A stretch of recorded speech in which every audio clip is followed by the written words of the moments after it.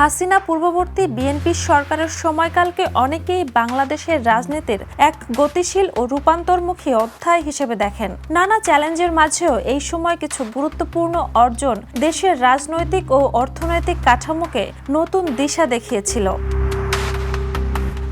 BNP সরকারের বড় সফলতা ছিল বহুদলীয় গণতন্ত্রকে সচল রাখা এবং সংসদীয় ব্যবস্থাকে কার্যকর করার প্রচেষ্টা। গণমাধ্যমের তুলনামূলক স্বাধীনতা, মত প্রকাশের সুযোগ এবং রাজনৈতিক প্রতিযোগিতার পরিবেশ তখন দৃশ্যমান ছিল।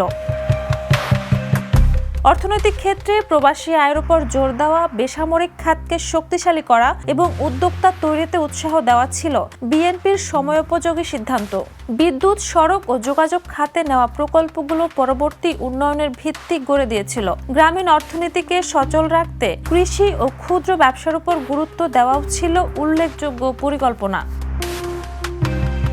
তবে নিশ্চয়ই বিএনপির শাসনামলের কিছু সীমাবদ্ধতা ও বিতর্ক ছিল, যা প্রায় সব সরকারের ক্ষেত্রেই দেখা যায়। সবচেয়ে বড় অভিযোগ ছিল সুশাসনের অভাব ও দুর্নীতির বিস্তার। প্রশাসন ও আইনশৃঙ্খলা বাহিনীর রাজনৈতিক ব্যবহার নিয়ে প্রশ্ন উঠেছিল।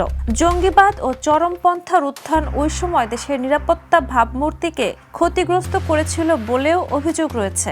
অর্থনৈতিক প্রবৃদ্ধি কাঙ্ক্ষিত মাত্রায় পৌঁছাতে পারেনি। কর্মসংস্থান সৃষ্টিতেও ঘাটতি ছিল বলে বিতর্ক রয়েছে। তবে এসব চ্যালেঞ্জের মাঝেও বিএনপি সরকার রাষ্ট্র পরিচালনায় অভিজ্ঞতা, কূটনৈতিক ভারসাম্য এবং অর্থনৈতিক উদারনীতির একটি স্পষ্ট দৃষ্টিভঙ্গি তুলে ধরতে পেরেছিল। জাতীয় স্বার্থকে অগ্রাধিকার দিয়ে বহির্বিশ্বের সঙ্গে সম্পর্ক রক্ষার চেষ্টা তাদের একটি শক্ত দিক ছিল।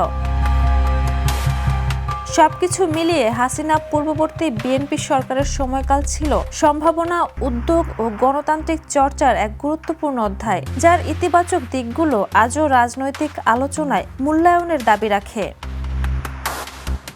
Desk report, the news.